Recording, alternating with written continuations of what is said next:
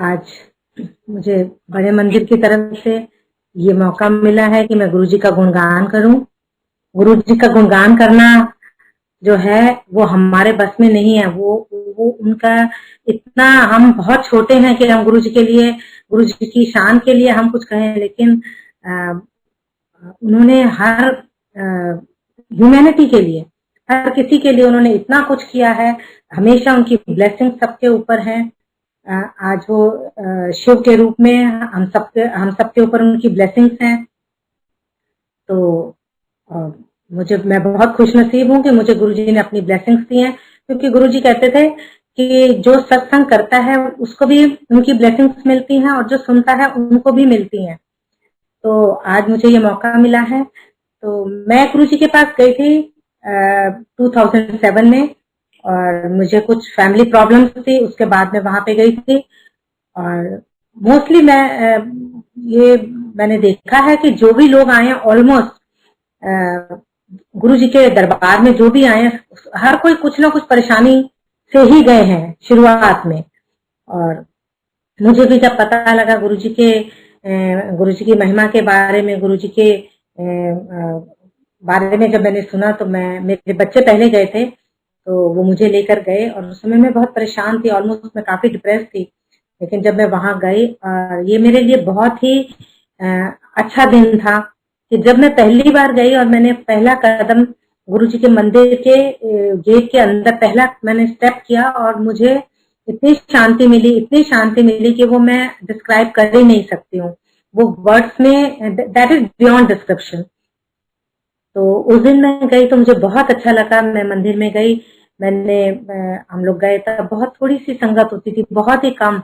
Main hall में भी बहुत कम लोग होते थे, और हम लोग गए, हम लोगों ने वहां पे बैठे, हमें बहुत शांति मिली, लंगर प्रसाद लिया। तब बड़े मंदिर जो है ये 4 दिन खुलता था, फ्राइडे को नहीं होता था। तो थर्सडे, सैटरडे, संडे होता था, और मंडे को सिर्फ सेवादार होते थे। तो हम मंडे को भी जाते थे सेवा के लिए, और बाकी तीनों दिन भी जाते थे। और फिर जब हम वहां जाना शुरू किया तो मुझे इतना अच्छा लगता था कि मेरा वापस आने को दिल नहीं करता था। रात को 1:30-2 बजे तक हम लोग वहां पे होते थे, बच्चे सेवा करते थे। मेरा सन इन लॉ है, वो भी वहां पे सेवा करता था, अभिनव। और काफी वो किचन में सेवा में होता था। और हम लोग जल सेवा में होते थे, तो सेवा के बाद हम लोग फ्री हो जाते थे, तो बाहर आके बैठ जाते थे गणेश जी के मंदिर के आगे, और वहां बैठ के हम सत्संग करते रहते थे आपस में। हम सब आंटियां और जो बच्चे सेवा में नहीं होते थे वो हम सब करते रहते थे और वेट करते थे। और इस तरह से हम लोगों को गुरुजी के मंदिर में जाने का मौका मिला। तो और मेरे साथ ये होता था कि जब मैं जाना शुरू किया मैंने, तो मैं जाती थी, वापसी में बच्चे कहते थे चलो अब घर चलें, तो मेरा मन नहीं करता था, मैं कहती थी थोड़ी देर और, थोड़ी देर और। तो ये चलता था। और वापसी में जब घर से आते थे तो वो पता नहीं, मेरा मन नहीं करता था, वो मुझे कहते थे बड़े मंदिर चलना है, तो मैं थोड़ा आनाकानी करती थी। लेकिन जब मैं मंदिर पहुंच जाती थी तो मेरा वापस आने को बिल्कुल मन नहीं करता था। तो ऐसे धीरे धीरे हम लोगों ने जाना शुरू किया। ऐसे ही मेरा सन इन लॉ जो है अभिनव, उसके साथ हुआ। वो भी जब शुरू में गया, उसको शुरू शुरू में शिवलिंग की सेवा मिल गई थी। शिवलिंग को, जो ऊपर बड़े मंदिर के ऊपर बड़ा सा शिवलिंग है, उसको जल से धोने की और उसपे पूरा जो सेवा थी उसको वो मिल गई थी। तो वो उसने हमारे साथ शेयर किया कि जब मैं पहली बार गया तो वो हाइट से बड़ा डरता था। तो कहता जब मैं पहली बार गया तो मुझे जब कहा कि आप करो तो मैं डर गया कि भाई मैं कैसे करूंगा, मतलब मैं तो हाइट से बहुत डरता हूँ। तो ऊपर निशान साहब उनको चेंज करना था, और वहां पे सीढ़ी लगा के जब वो ऊपर चढ़ने के लिए ऊपर सीढ़ी चढ़ने लगा तो उसको बहुत ही डर लगा। और वो कहता मैं बता नहीं सकता कि मैं उस दिन कितना डर गया था। लेकिन जब वो पहली बार ही ऊपर गया, उसने वो सेवा करी, निशान साहब चेंज किया, और उसके बाद नीचे आया, तो उसके बाद से उसका डर खत्म हो गया हाइट से। और वो सेवा उसको हमेशा उसी की रहती थी। जब कभी भी ऊपर वॉश का जो होता था, पर जो भी जल से धोते थे शिवलिंग को, वो अभिनव की ही सेवा होती थी।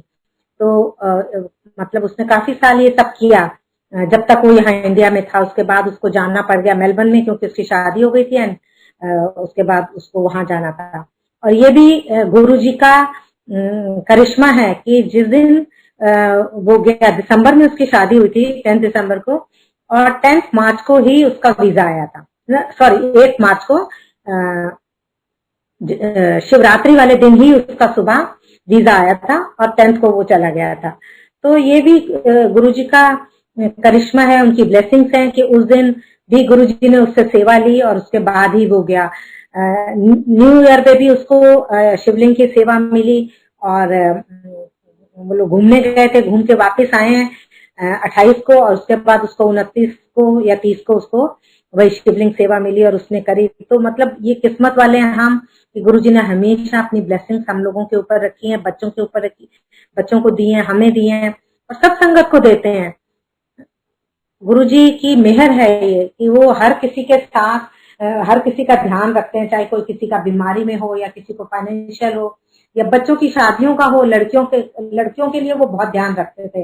वो हमेशा ये चीज कहते थे कि लड़कियों की शादी के लिए वो हमेशा खास ब्लेसिंग्स बच्चों को जरूर देते थे। हम लोग जब जाते थे मंदिर में तो हम लोग बिल्कुल थोड़े से लोग होते थे तब। ये गुरु जी की समाधि वाली जगह में भी ये यहाँ पे मंदिर नहीं बना था, सिर्फ सिर्फ प्लेटफॉर्म ही था यहाँ पे। और जब हम जाते थे तो बड़ा अच्छा लगता था, लेकिन ये होता था कि धूप है, बारिश है, तो थोड़ी बारिश में परेशानी तो होती थी कि और अच्छा भी नहीं लगता था। लेकिन बाद में ये जब डिसाइड किया गया कि हाँ यहाँ पे कवर कर देंगे तो बहुत ही अच्छा लगता था। और जब बन गया उसके बाद भी हम लोग जाते थे, जहां मन आता था बैठ जाते थे। और एक चीज होता था कि हम लोग बात बिल्कुल भी नहीं करते थे। हम लोग तो ये रियलाइज करते थे क्योंकि गुरु जी की बात हमेशा याद आती थी। गुरु जी कहते थे अच्छे लेना लगेंगे और फिर तुम्हें यहाँ आने को भी नहीं मिलेगा, और वही बात आज हम महसूस करते हैं। लेकिन हम जब कभी भी मंदिर जाते हैं तो इस बात का हमारे को खास मन में इच्छा होती है कि बिल्कुल बात ना की जाए, और जितना चाहे लंगर करें, चाहे हम सेवा करें, चाहे हम दर्शन करने जाते हैं, हम बिल्कुल बात नहीं करते हैं। और पूरा हमें लगता है कि जितना टाइम है हम वो सिर्फ गुरु जी के साथ कनेक्शन बनाएं ताकि हमें हमेशा उनकी ब्लेसिंग्स जो है हम उनकी ब्लेसिंग्स हमें मिलती रहे। तो बस ऐसे ही होता रहा। मैं आपको एक सत्संग सुनाऊंगी मेरी फ्रेंड के लिए। जब मैं पहली बार गई थी तो वहां मुझे एक आंटी मिले, बबली जी आंटी। तो वो गुरु जी के टाइम से ही जाती थी, उनको ना कैंसर था। और जब मैं पहली बार ही लंगर करने के लिए बैठी तो वो मेरे साथ ही बैठी थी, हम एक ही थाली में खा रहे थे। और उन्होंने फिर मुझे अपना सत्संग सुनाया था कि ऐसे ऐसे मुझे कैंसर है पर मेरे को गुरु जी ठीक कर रहे हैं और मैं काफी, मेरे को फर्क है। उन्होंने मुझे अपने काफी सत्संग सुनाए और बाद में मुझे पता लगा कि उनकी तबीयत काफी, इस बात को मेरे ख्याल में आफ्टर 2 साल के बाद की बात है कि उनकी एक बड़ी तबीयत खराब हो गई और मुझे ये पता लगा कि शी इज नॉट वेल। और मेरी एक फ्रेंड थी पिंकी, उसकी भी तबीयत बहुत खराब थी और डॉक्टर्स ने जवाब दे दिया था। उससे पहले भी 2-3 बारी वो डॉक्टर्स ने उसका जवाब दे दिया था, लेकिन फिर गुरुजी की मेहर होती थी कि वो ठीक होके आ जाती थी। उसको मैंने बताया कि तुम जाया करो बड़े मंदिर और ब्लेसिंग्स मिलेंगे, और उसने जाना शुरू किया और वो बहुत ही रिलीजियसली जाती थी। और गुरुजी ने उस पर बहुत मेहर करी, उसको ठीक कर दिया। और जब लास्ट में उसकी तबीयत खराब हुई तो एक बार पता लगा कि डॉक्टर्स ने जवाब दे दिया कि उसके बच्चे उसके बाहर होते थे कि उसको बेटे को बुला लो because she is not well, तो कभी भी कोई खबर हो सकती है। तो उस दिन मैं मंदिर में गई और हम लोग उस दिन ना थोड़ा लेट गए थे। 8 बजे आरती होती थी और आरती के बाद ना चाय प्रसाद मिलना जो है वो थोड़े टाइम के बाद, जितना जो ट्रे में होता था वो बंटने के बाद फिर नहीं मिलता था। तो उस दिन मैं बाहर प्लेटफॉर्म में बैठी हुई थी राइट साइड में, और मैं गुरु जी को प्रे कर रही थी कि प्लीज दोनों आंटियों को ठीक कर दो, इतने प्यार वाली आंटियां, और आप प्लीज उनकी फैमिली सारी रुल जाएगी, आप उनका ध्यान रखो, उनके ऊपर कृपा करो अपनी और उनको ठीक कर दो। और उस दिन मेरी आंखों में आंसू थे और मैं प्रे कर रही थी गुरु जी को।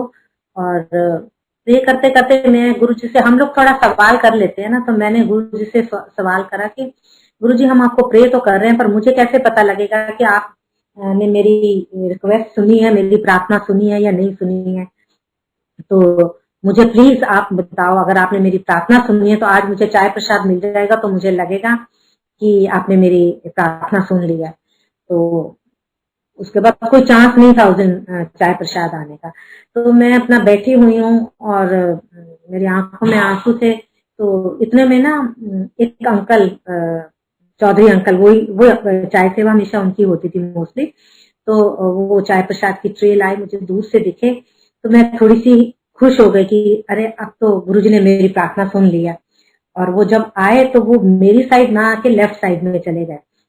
उनकी ट्रे में 5-6 ग्लास थे, तो उस साइड में गए और चाय प्रसाद सब लोग लेने लगे। जो वहां पे संगत बैठी हुई थी, जो रह गई थी, वो ले रहे थे। तो फिर मैं थोड़ी मायूस हो गई कि अरे अब गुरुजी आपने मेरी अरदास नहीं सुनी, और मैं तो इतने आपको रिक्वेस्ट कर रही हूँ कि प्लीज उनको ठीक कर दो, और आप मेरी आज सुनी नहीं है। तो मैंने आंखें बंद करके, और मेरी आंखों में पानी आ गया, और मैं प्रे कर रही हूँ कि गुरुजी आपने ऐसा क्यों किया। और आप बिलीव करो या ना करो, बट बात तो बिलीव करने की है। मेरे साथ तो ये हुआ है कि इतने में अंकल आते हैं मेरे पास, कहते हैं आंटी चाय प्रसाद। मैंने आंखें खोली, ट्रे में एक ही ग्लास था, वो मुझे प्रसाद मिला। मैंने चाय प्रसाद लिया, गुरुजी को बहुत सारा थैंक्स करा, और मैं खुश हो गई कि अब सब ठीक हो जाएगा। और विश्वास मानिए कि उसके बाद वो ठीक होना शुरू हो गए। पिंकी भी ठीक होना शुरू हो गई। बबली आंटी भी गई हुई थी, अपना बॉम्बे गई हुई थी, अपनी उनकी सर्जरी थी, वो भी वहां पे उनकी सर्जरी नहीं हुई है। और उन्होंने आके मुझे सत्संग सुनाया कि मैं जब वहां गई तो मुझे उन्होंने कहा, मेरा जब दोबारा सर्जरी करने से पहले उन्होंने मेरा टेस्ट करे, और टेस्ट में मेरा सब मतलब प्रॉब्लम नहीं आई है, और उन्होंने कहा कि जरूरत ही नहीं है सर्जरी करने की। और फिर मैं वहां रुकी हूँ थोड़े दिन, और उसके बाद उन्होंने मुझे वापस भेज दिया। ऐसे ही पिंकी के साथ हुआ, और वो भी हॉस्पिटल में थी। धीरे धीरे उसने रिकवर होना शुरू किया, और वो फिर ठीक हो गई, और वो बिल्कुल ठीक हो गई। थोड़ी मेडिसिन चल रही थी, बट उसको मल्टी प्रॉब्लम्स थी, और उसके सारी प्रॉब्लम्स जो है वो ठीक हो गई। मतलब काफी वो मंदिर काफी जाने लग गई, और उसके हस्बैंड बिल्कुल नहीं जाते थे, और धीरे धीरे उसने गुरुजी की कृपा ऐसी बनी रही उसके ऊपर कि उसके हस्बैंड ने भी जाना शुरू कर दिया, और वो ठीक हो गई। और उसके बाद वो काफी साल रही है, और उसके बच्चों की जिम्मेदारियां थी। दोनों बच्चे, बेटी की शादी करी है उसने। काफी साल तक बिल्कुल ठीक ठाक रही है। और अब आगे तो गुरुजी की महिमा है, अब किसको कितने साल देने हैं, क्या है, ये तो हमारी सोच से, हमारी समझ से बाहर है। उसके लिए तो हम कुछ भी नहीं कर सकते हैं, हम तो सोच भी नहीं सकते हैं। बस सिर्फ शुक्राना कर सकते हैं कि गुरुजी आपका लाखों बार शुक्राना कि आपने उनको जिंदगी बख्शी और वो ठीक हो गए थे। तो इस तरह से गुरुजी के द्वार पे जो भी जाता है वो उनकी रहमतें लेकर ही आता है। ऐसा नहीं है कि वहां कोई जाए और वो बिना खाली हाथ आ जाए। हाँ, ये है कि देर जरूर हो जाती है कई बारी, क्योंकि वो हमें पता नहीं होता कि कब सही वक्त है, वो गुरुजी को पता होता है। तो वो जब सही वक्त होता है वो हमें जरूर दे देते हैं। इसी तरह का एक सत्संग और मैं आपसे शेयर करूंगी कि मैं अपनी मम्मी के साथ बहुत अटैच थी। मेरे मदर की डेथ हो गई थी, तो उसके बाद मैं काफी संभाल नहीं पा रही थी, क्योंकि मैं हर समय मैं रोती रहती थी। जब भी मैं उनको मिस बहुत करती थी, और जब याद करती थी तो मुझे रोना आ जाता था। ऐसे ही एक बार मैं मंदिर में गई, और बड़े मंदिर में मैं गई, और मैं बिल्कुल गुरुजी के आगे, जहाँ शिव जी का स्वरूप है, बिल्कुल मैं उनके आगे बैठी हुई थी। और सब लोग लंगर करके हम दोबारा आके वहां बैठ गए थे, और वहां पे हम बैठे बैठे हैं। तो बैठे हुए मुझे अपनी माँ का ध्यान आ जाता है, और मैं रोने लग जाती हूँ कि मैं अपनी माँ को बहुत मिस करती हूँ गुरुजी। मेरे से मैं I am not able to control, मुझे समझ नहीं आता कि मैं कैसे करूँ। तो आप मुझे थोड़ी शांति इसमें भी दे दो, कि आपने वैसे मुझे बहुत शांति दे दी, बट मुझे ये कि मैं अपनी माँ को बहुत मिस करती हूँ। उनका प्यार, उनका दुलार भरा हाथ अपने सिर पे, तो मैं बहुत मिस करती थी। तो मैं गुरुजी को ये रिक्वेस्ट कर रही हूँ, साथ में मेरी आंखों में आंसू है, और मैं गुरुजी से कह रही हूँ, गुरुजी आप मुझे रास्ता दिखाओ कि मैं क्या करूँ। तो ये जब लंगर प्रसाद चल रहा होता है, तो उस समय शिव जी का भजन चल रहा होता है। तो मैं जब ये रिक्वेस्ट कर रही थी, मैं उस समय ये मतलब मैं आपको बयान नहीं कर सकती हूँ कि मैं ये मेरे साथ ऐसा क्या हुआ कि एकदम से मेरी अरदास करने के बाद एकदम से उसी समय वो भजन रुका शिव जी का, और उसमें एक भजन है, माँ की तरह देते हो, माँ की तरह देते हो, प्यार देते हो, वो भजन है उनका। तो वो मेरे को वो बजने लग गया और वो पूरा भजन बजा, और भजन बजने के बाद से फिर से शिव जी का जो भजन चल रहा था वो चलने लग गया। तो मुझे गुरु जी ने जवाब दे दिया कि हाँ, जो कि मतलब मैं उनको उस दिन के बाद से मैं गुरु जी को अपनी माँ के रूप में देखती हूँ। और मुझे सच में मानो कि जब भी मैं अपनी मम्मी को याद करती हूँ, और मुझे धीरे धीरे कम हो गया, अब मैं गुरु जी के साथ इतना ज्यादा मेरा कनेक्शन हो गया कि मेरे को और अब ये चीजें याद ही नहीं रहती। हाँ, मिस तो मैं अभी भी करती हूँ पर रोती नहीं हूँ, क्योंकि गुरु जी ने मुझे रास्ता दिखा दिया, उन्होंने मुझे ब्लेस कर दिया। और ये मेरे लिए बहुत बड़ी बात है कि उन्होंने मेरे ऊपर इतनी बख्शिश उन्होंने मुझे दी, मेरे ऊपर इतनी बख्शिश उन्होंने ब्लेस किया मुझे इतने अच्छे से। तो thank you Guru ji, thank you गुरु जी। एक छोटा सा सत्संग और मैं आपके साथ शेयर करना चाहूंगी। सत्संग तो हमारी लाइफ में रोज ही होते हैं। सबसे बड़ा सत्संग ये है कि गुरु जी ने हमें हेल्थ बख्शी है, हमें लाइफ दी है, हेल्थ दी है, वेल्थ दिया है, बच्चे दिए हैं, फैमिली दी है, परिवार दिया है, और अब तो गुरु परिवार भी दिया है। तो किसी चीज की कमी नहीं है। तो सबसे बड़ा शुक्राना तो यही है कि उन्होंने हमें ये सब कुछ दिया। जो लोग कहते हैं कि गुरु जी ने हमें कुछ दिया नहीं है, उनको ये मेरे ख्याल में सबसे पहली सोचने वाली बात यही है कि ये जरूरी नहीं है कि गुरु जी पहले बीमारी दें और फिर ठीक करें। जब नहीं दिए तो इसका मतलब उन्होंने हमें और भी ज्यादा ब्लेस करा है। तो इसका मतलब है कि उन्होंने हमें और भी ज्यादा ब्लेस करा है। तो ऐसे ही मतलब खुशी की बात यह है कि उनकी ब्लेसिंग्स हमारे पे हमें मिलती रहती हैं।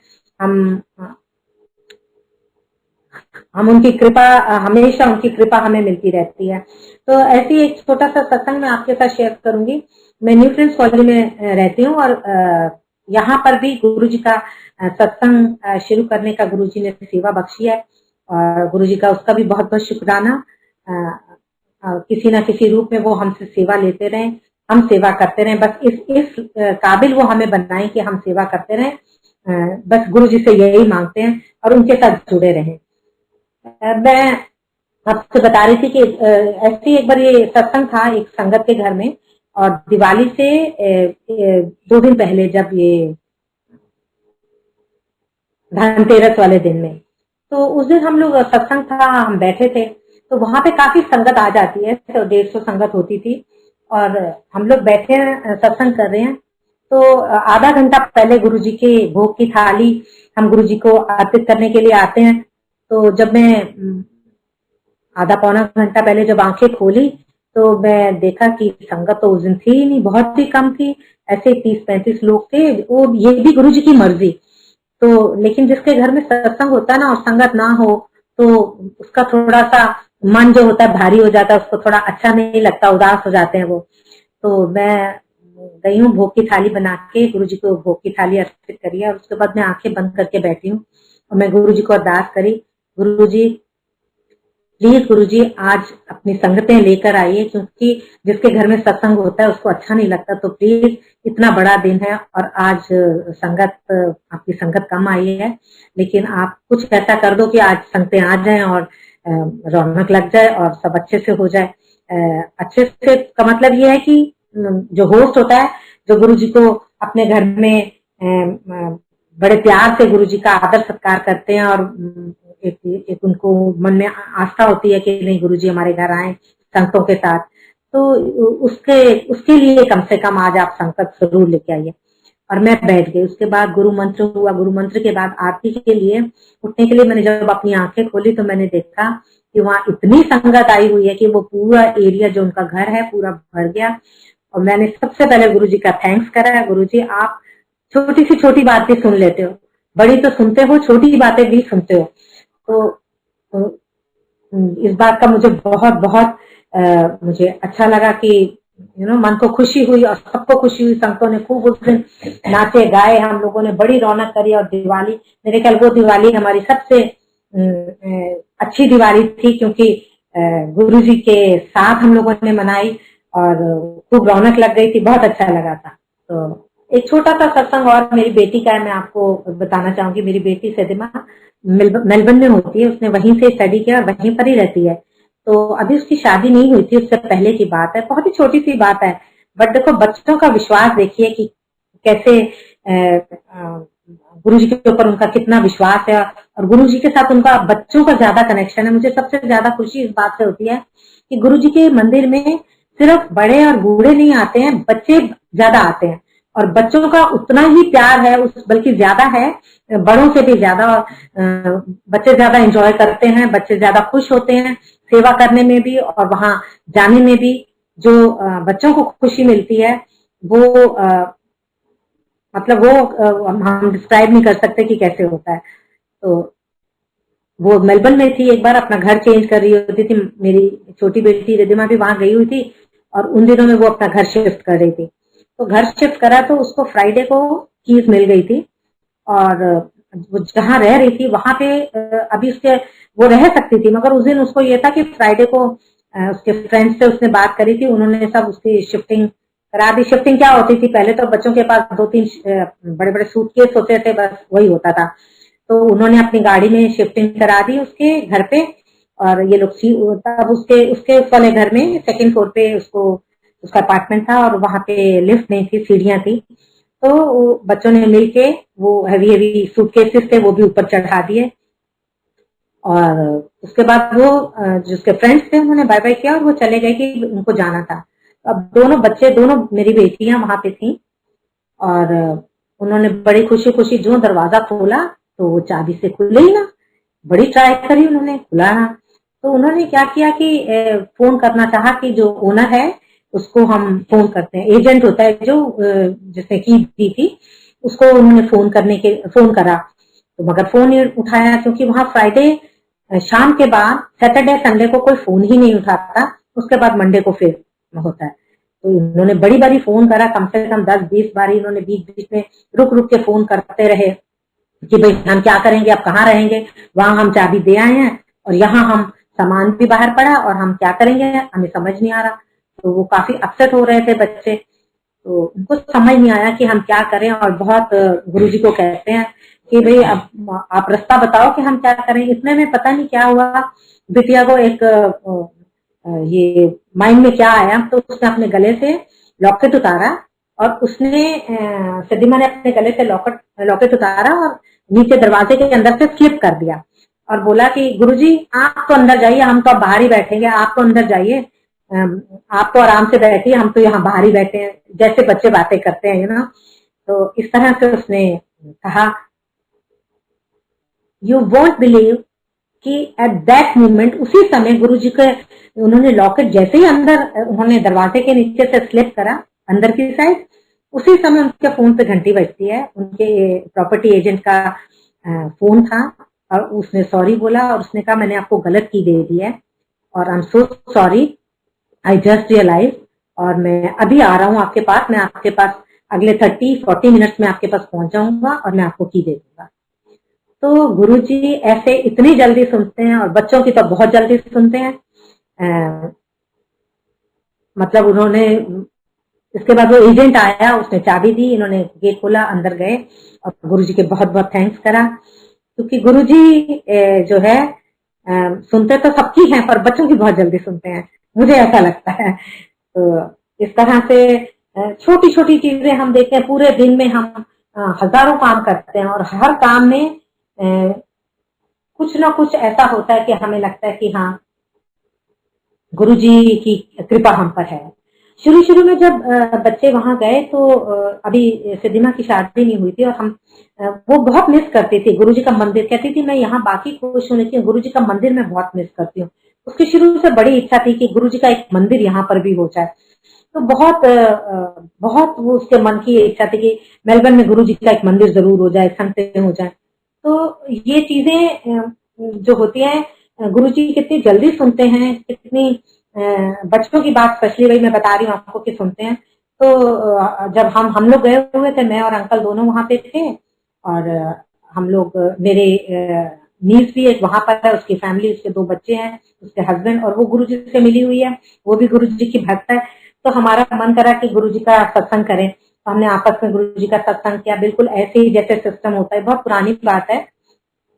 तो बिल्कुल ऐसे ही किया जैसे बड़े मंदिर का सिस्टम है, लंगर प्रसाद वैसे ही बनाया, वैसे ही चाय प्रसाद किया, वैसे ही जल प्रसाद, और सब कुछ वैसे किया। 2 घंटे सत्संग करने के बाद लंगर प्रसाद किया, और उसके बाद सारा कुछ होने के बाद एकदम से अंकल ने कहा कि ये सब कुछ तो हो गया, मगर अंकल गुरुजी तो डांस भी करवाते थे, और डांस करते हुए भी वो ब्लेस करते थे बहुत, मगर अब ये चीज तो रह गई। अभी वो कह ही रहे थे, तो उनके दोनों बच्चे, छोटे छोटे बच्चे हैं उनके, तो दोनों बच्चों ने वो उठ के खड़े होकर नाचना शुरू हो गए।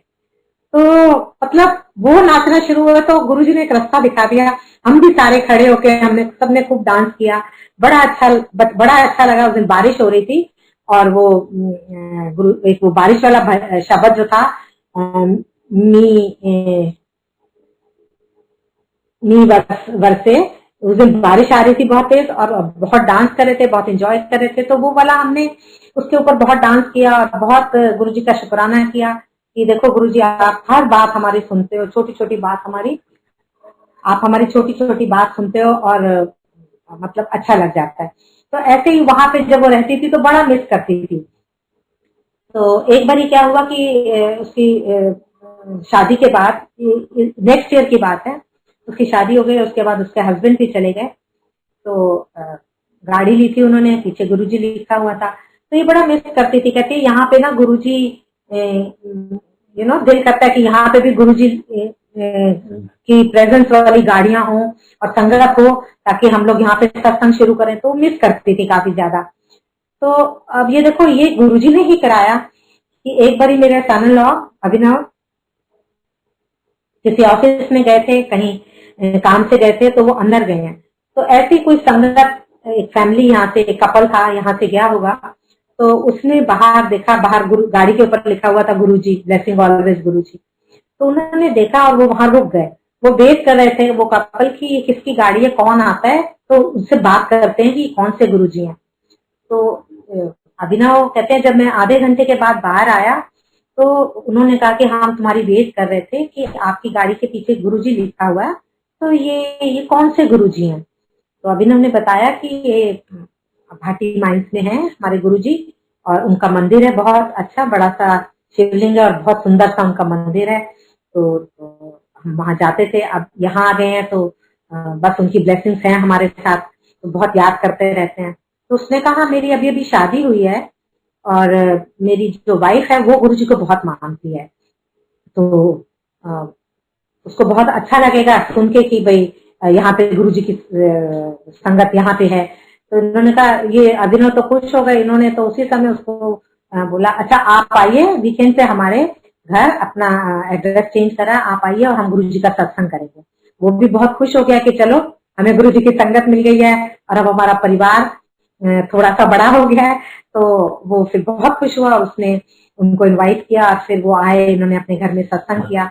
तो इस तरह से धीरे धीरे गुरुजी ने अपना परिवार वहां पे भी बढ़ाना शुरू किया, और वहां पे फिर 3-4 फैमिलीज मिली, फिर उन्होंने 3-4 फैमिलीज ने मिलके सत्संग करना शुरू किया। जब 3-4 फैमिलीज ने किया, धीरे धीरे सबने जुड़ना शुरू करा। तो अब वहां पे इतनी संगत है कि अब तो मेरे ख्याल में 1000-2000 संगत तो जरूर होगी, ज्यादा ही होगी पता नहीं, बट क्योंकि अब मैं जब भी जाती हूँ वहां पे, अभी मैं रिसेंटली गई हुई थी, फरवरी में मैं वापिस आई थी, तो वहां पे बहुत संगत, जिसके यहाँ भी चले जाओ तो बहुत संगतें होती हैं, और गुरु जी का गुणगान करते हैं, गुरु जी का प्यार, गुरु जी के साथ प्यार, संगतों का, संगत का आपस में प्यार देख के दिल खुश हो जाता है कि गुरु जी आपने जो हमारे ऊपर कृपा करी है, जो हमारे ऊपर जो आप हमेशा ब्लेसिंग्स करते हो, उसके लिए हम जितना शुक्राना कर लें उतना काम। एक सत्संग मैं आपसे और करूंगी छोटा सा, वो ये है कि सिद्धिमा जब भी यहाँ से मेलबर्न जाती थी या मेलबर्न से वापस आती थी, तो वो घर से निकलने के बाद से एयरपोर्ट जाने से पहले मंदिर में दर्शन करके फिर फ्लाइट के लिए जाती थी, एयरपोर्ट में जाती थी। और वापसी में जब भी वहां मेलबर्न से आती थी तो भी हम एयरपोर्ट से सीधा मंदिर जाते थे, वहां दर्शन करके और फिर घर आते थे। तो ऐसे ही चलता था। और एक बार क्या हुआ कि सिद्धिमा जब आई तो रात के 2:30 बजे, मतलब उसको आते आते 1-1:30 बजे की उसकी वो थी फ्लाइट, वो पहुंची है वहां पे। और उसके बाद बाहर आते आते उसको 2:30 बज गए। कहती है कि मुझे उसके बाद कहती है मुझे बड़े मंदिर जाना है। तो हमने बोला अब रात के 2:30 बज गए हैं, अभी तो जाना ठीक नहीं है। कहती है नहीं, मुझे तो बड़े मंदिर जाना है, उसके बगैर तो मैं घर जाऊंगी नहीं, और मुझे वहां गुरु जी के दर्शन करने हैं और मुझे लड्डू प्रसाद खाना है। अब हम उसकी बात पे हंसने लग गए कि आधी रात को तेरे को 2:30-3 बजे लड्डू प्रसाद कौन देगा, और गुरु जी का मंदिर आप इस समय तुम कैसे जाओगी, बहुत रात हो गई है। मगर उसने कहा नहीं मुझे तो जाना है। तो हम बड़े मंदिर गए।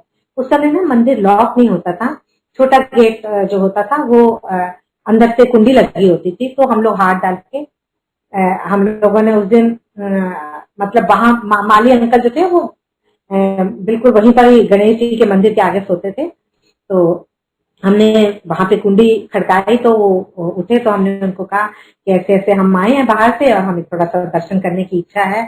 तो माली अंकल ने कहा अब तो बहुत देर हो रही है, आधी रात हो रही है।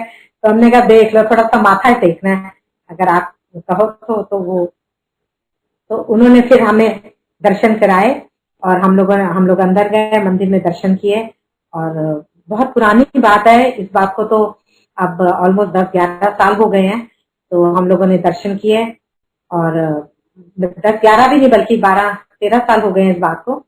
तो हम लोगों ने दर्शन किए और माथा बाहर बाहर से हम सब टेक के और हम वापिस आ रहे थे। तो हमने कहा चलो, अब सिद्धिमा को कहा कि अब तुम और ग्रीडी मत बनो, चुपचाप गाड़ी में बैठो, अब तुम्हें प्रसाद नहीं मिलने वाला। तो जब हम बाहर निकल रहे थे तो एक फैमिली और वहां पे आ गई। तो एक सरदार जी थे, उनकी आंटी थी और उनका बेटा छोटा सा, मेरे ख्याल होगा 6-7-8 साल का होगा। तो हम लोग गए, हम बाहर निकल रहे थे तो इतने में वो बच्चे ने अपने पापा को बोला पापा प्रसाद से दे दो, संगत आ गई है। तो उन्होंने हमें इशारा किया और रोका हमने और हम बुलाया कि ये गुरु जी का प्रसाद। और हम हैरान हो गए कि गुरु जी ने लड्डू प्रसाद मतलब हमें दिया। वो अंकल ने हमें प्रसाद बांटा, लड्डू प्रसाद, और सबको मिल गया। तो भावना जैसी होती है वैसा ही फल गुरु जी दे देते हैं। तो वो इतने मन से उसकी भावना थी कि नहीं, सिद्धिमा ने कहा मुझे प्रसाद तो गुरुजी मुझे देंगे, गुरुजी देंगे। तो वो इतना ज्यादा कह रही थी। तो मतलब आप ये देखो कि गुरुजी ने प्रसाद भी वहां पे हमें इंतजाम कर दिया, हमें प्रसाद भी दिया और गुरुजी ने हमें दर्शन भी कराया। Thank you Guruji, thank you so much. हमारा विश्वास हमेशा, बच्चों का विश्वास आप बनाते हो ताकि बच्चे जो है वो हमेशा जुड़े रहें आपके साथ। सारे बच्चे सब संगते हैं। आज बड़े मंदिर में इतनी संगत जाती है, इतनी संगत जाती है कि अब जाने को बारी नहीं मिलती है और घंटों हमें लाइनों में लगे रहना पड़ता है। लेकिन फिर भी दिल करता है कि नहीं, गुरु जी के पास जाएं, गुरु जी से मिलें, गुरु जी के साथ कनेक्शन बनाएं, डायरेक्ट उनसे वहां जाके जो शांति मिलती है, सिर्फ इसलिए वहां जाने को हमें बहुत अच्छा लगता है। गुरु जी कहते थे कि 14 ज्योतिर्लिंग जो है उनका जो फल है वो मैं इस एक शिवलिंग में है। तो इसीलिए आपको कहीं और जाने की जरूरत नहीं है, आप यही दर्शन करो, आपको सबके दर्शन हो जाएंगे। तो थैंक यू सो मच गुरु जी, अपना प्यार देने के लिए, अपना आशीर्वाद देने के लिए, अपनी ब्लेसिंग हम सब संगतों के ऊपर हमेशा देने के लिए। Thank you Guru ji, thank you so much. अब ये सत्संग भाटिया अंकल, विनोद भाटिया अंकल करेंगे। ये मेरे अंकल हैं और ये अब आप अपना सत्संग आपको सुनाएंगे।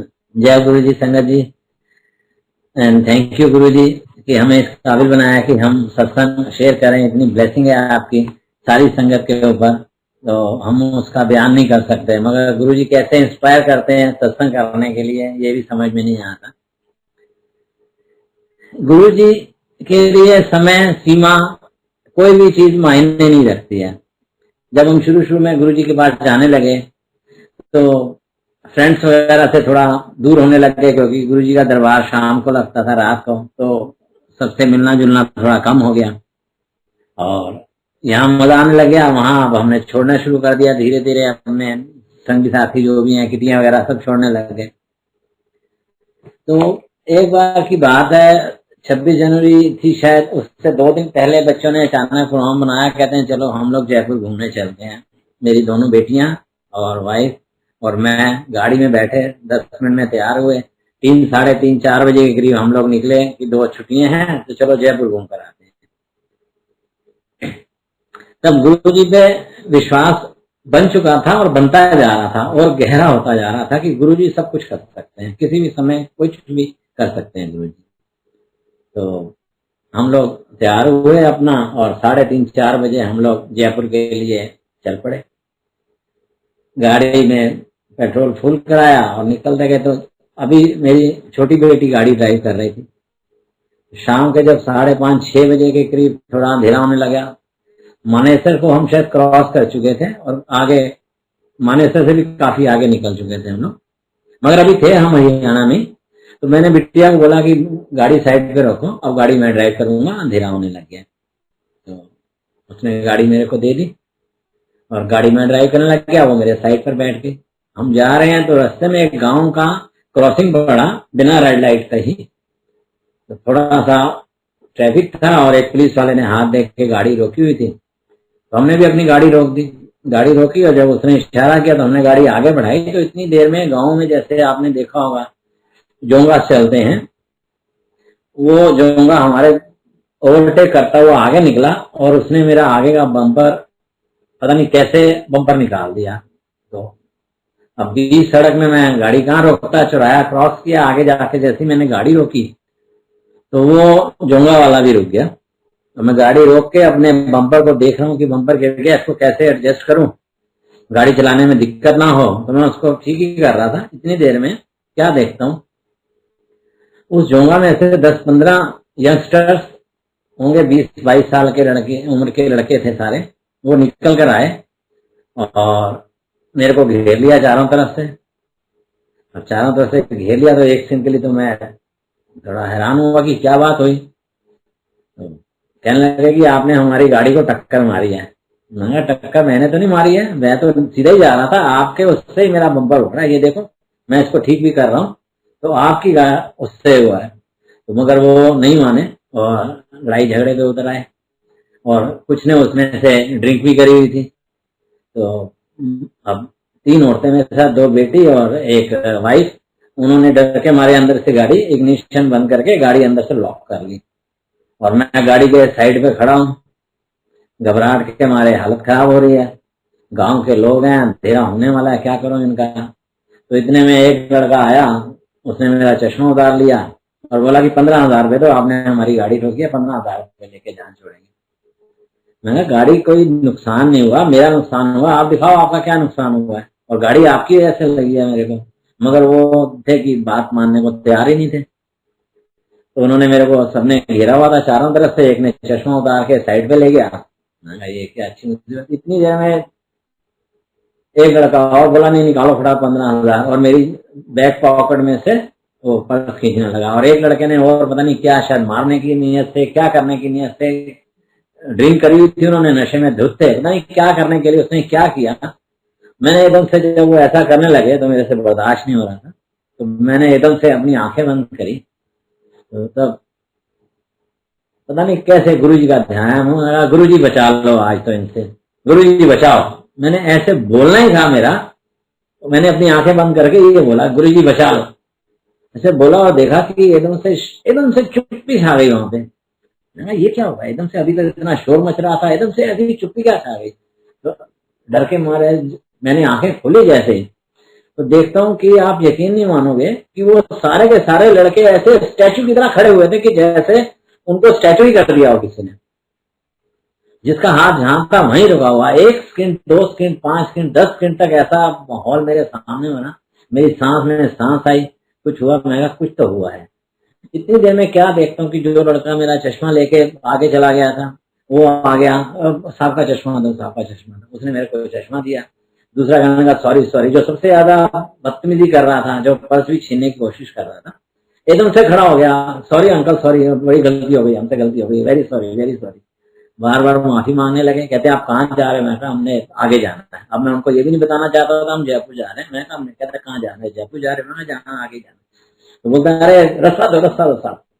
वो एकदम से ऐसे पता नहीं क्या गुरुजी ने एकदम से क्या किया, बस उन लड़कों को एकदम से ऐसे ठीक किया। और हमने इवन एक ने बम्पर भी किया था, इसको मैं रस्सी से बांध देता हूँ, वो भी किया उसने। और हम गाड़ी लेके आगे चले गए। तो मैंने गुरुजी इतनी स्पीड से काम हुआ कि मैंने कहा गुरुजी बचा लो, और गुरुजी ने उसी टाइम इमीडिएटली एक्शन लिया। मैंने कहा ये तो गुरुजी हैं, ये तो वाकई बहुत पावर है इनमें।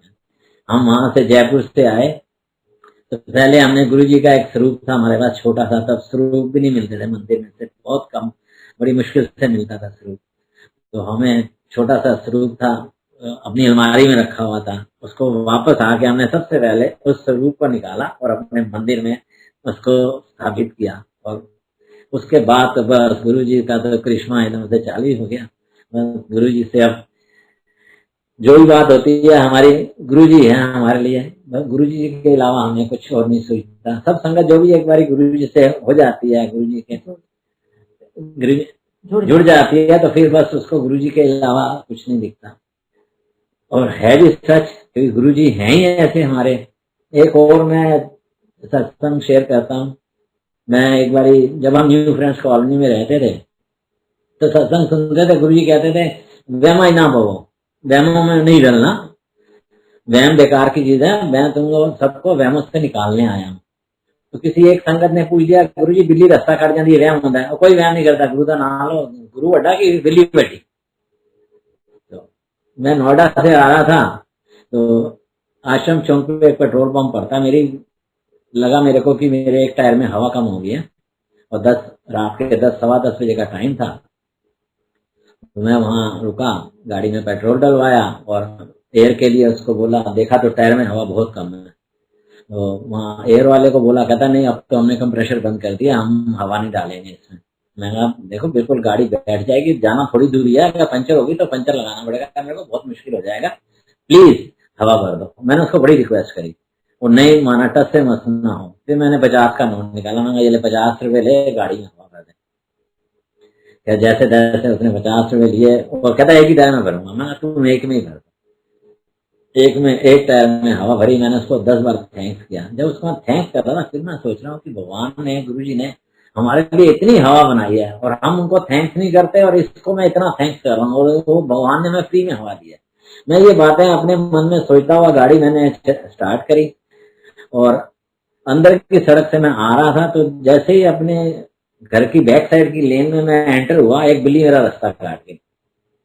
बिल्ली रास्ता काट गई तो एक सेकंड के लिए वहम हुआ कि अरे यार बिल्ली रास्ता काट के रुक जाता हूँ, कोई और निकलेगा तो फिर मैं निकलूंगा। फिर मैं जय गुरु जी, गुरु जी का सत्संग याद आ गया कि बिल्ली बैठी या गुरु बैठा।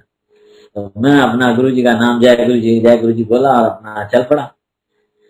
अब जब मैं माता मंदिर वाली रोड पे पहुंचने लगा तो मेरी थोड़ी स्पीड पता नहीं क्या थी, अनाप शनाप चल रहा था। तो मैंने एकदम से बिना राइट साइड देखे हुए लेफ्ट साइड में गाड़ी मोड़ दी। अब लेफ्ट साइड में गाड़ी मोड़ी और सामने से डीटीसी की बस आ रही थी राइट साइड से। वो बेचारा सही आ रहा था, मेरी गलती थी, मैंने इधर से गाड़ी मोड़ दी। और मेरे को लगा, मैं गए आज तो, मैं बिल्ली रास्ता काट गई थी, आज तो गए, आज अब नहीं रही जाना। ये बस मेरे ऊपर चढ़ गई। वो 2-3 सेकंड में ही ऐसा कुछ हुआ। मैं कहा बस मेरे ऊपर चढ़ गई, और बस वाला भी घबरा गया। मेरी उससे आंखें मिली, मैंने उसकी तरफ देखा, मेरा तो हाथ से स्टीयरिंग छूट गया और मेरे को लगा कि बस आज काम हो गया।